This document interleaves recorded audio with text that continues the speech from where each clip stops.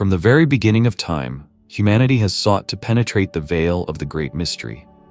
What awaits us after death? This question was heard in ancient temples, whispered around bonfires under the starry sky, and reflected in the texts of the scriptures.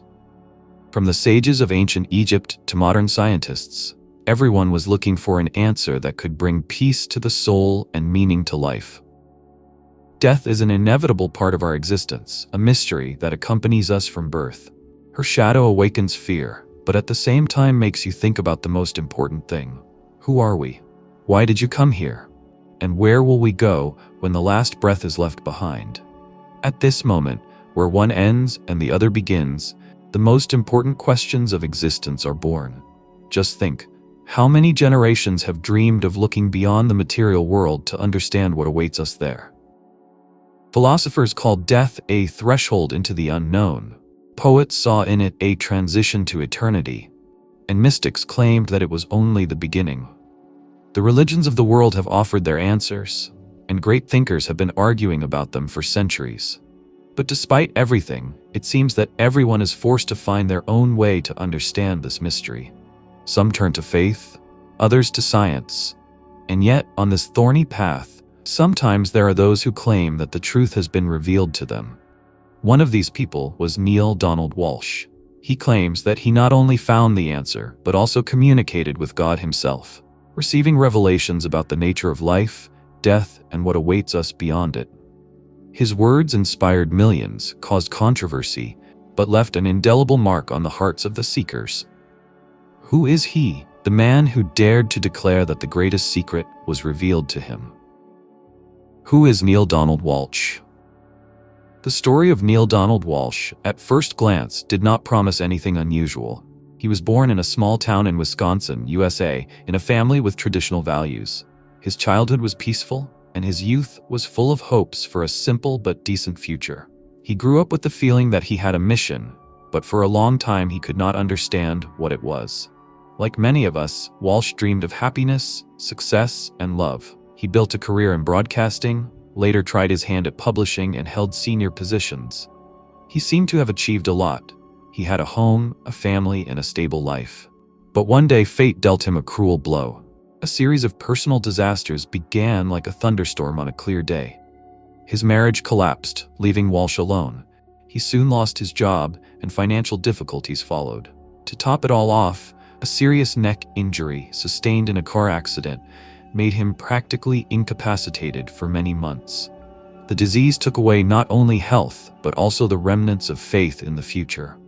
Without a livelihood and a roof over his head, Walsch found himself at the bottom. He lived in a tent in a public park, ate alms, and struggled with the idea that life had finally lost its meaning. Those dark days could have been the end of his story, but instead they were the beginning. One day, in a state of despair, Neale picked up a piece of paper and wrote a letter to God. "Why me?" he wrote, addressing an invisible interlocutor. "Why is life so cruel? Why can't I be happy? Is there any sense in all this?" These were not just questions. It was a cry from the soul, and he himself did not expect to receive an answer. But what happened next changed his life forever. Walsch claims that he felt his hand start to move by itself. He wrote words that he said were not his own. It was not an inner inspiration, not a stream of thoughts, but something completely different. "The words flowed as if someone was guiding me," he said later. These words not only answered his questions, but also offered to look at life and death from a completely new perspective. Walsch claimed that it was God himself who started a dialogue with him. God spoke not in the language of dogmas or prohibitions, but in the language of love, wisdom, and acceptance. This experience was the beginning of a book that later became known as Conversations with God. Walsch did not edit the text, did not rewrite it. Everything you read on the pages is, according to him, the words that were dictated to him from above. The book describes God not as a judge or a punishing parent, but as a source of boundless love and understanding. Walsch got answers to the questions that concern each of us. What is happiness? Why there is pain in the world? What it means to be human. But most importantly, he received revelations about life after death. The words of God, as he perceived them, said that death is not the end, but a transition. It's like coming home, where the soul meets light and love. Life and death become part of a great cycle in which every moment is filled with meaning. Walsch describes how the text literally came to life in his hands. "I felt like every word was shining through me," he said.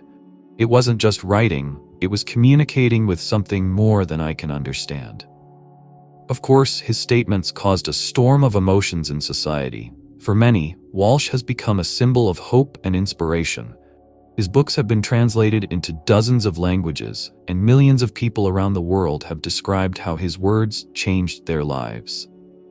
But there were also skeptics. Religious leaders criticized Walsch for the fact that his vision of God did not correspond to canonical concepts. Atheists and rationalists accused him of being a hoax. Many considered his experience to be just a figment of the imagination. However, despite the criticism, people found solace, hope, and answers to their inner questions in Walsch's books. The greatest mystery of Walsch's communication with God lies in the way he describes the writing process himself. His hand moved as if someone was guiding it.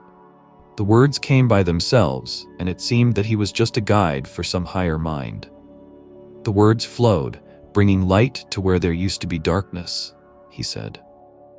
This description sounds like something from mystical literature, but for millions of his followers, it has become a truth that one wants to believe. Neale Donald Walsch on Life After Death. For most of us, death remains a frightening unknown, the very edge beyond which we cannot look. But for Neale Donald Walsch, death is not the end, but a majestic transition. His revelations about life after death became one of the central themes of conversations with God and his subsequent works. They gave hope to millions of people, helping them look at death not as a loss, but as a continuation of an eternal journey.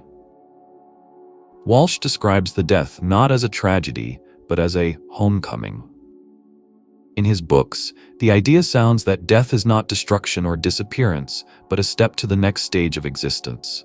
The soul, according to Walsch, is immortal, and death only frees it from its physical shell, allowing it to return to the source of all existence. "It's like stepping over a threshold," he wrote. "You leave your temporary form and find yourself in a space filled with light and love. There is no fear, only the joy of reunion."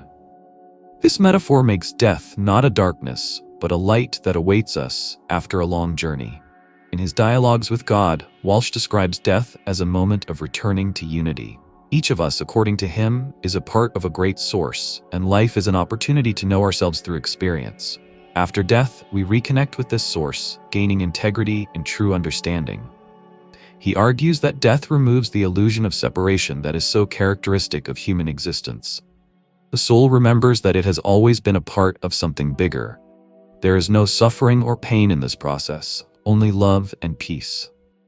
According to Walsch, every moment of life brings us closer to spiritual awakening. He compares life to the road along which we learn, grow, and remember our true purpose. Death becomes the moment when all the lessons are realized, and the soul acquires a new understanding. "The soul is immortal," says Walsch.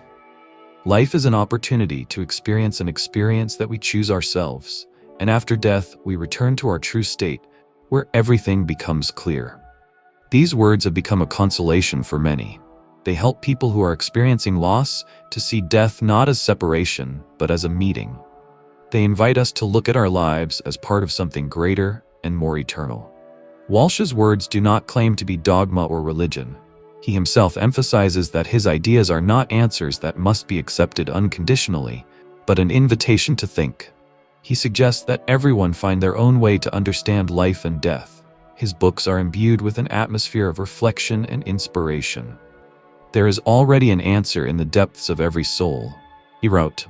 "We just forgot it. After death, we don't discover anything new, we just remember what we always knew."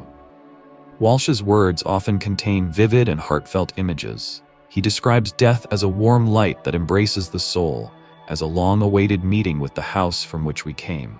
This is not a frightening void, but a space filled with endless love and understanding. "Death is like returning to an embrace that has never forgotten you," he says. "This is not the end, but a continuation in another dimension." No matter how much time has passed, the question of life after death will remain the most intimate and exciting for humanity. We whisper it In the silence of the nights, look at the starry sky in search of an answer. Try to unravel this eternal secret.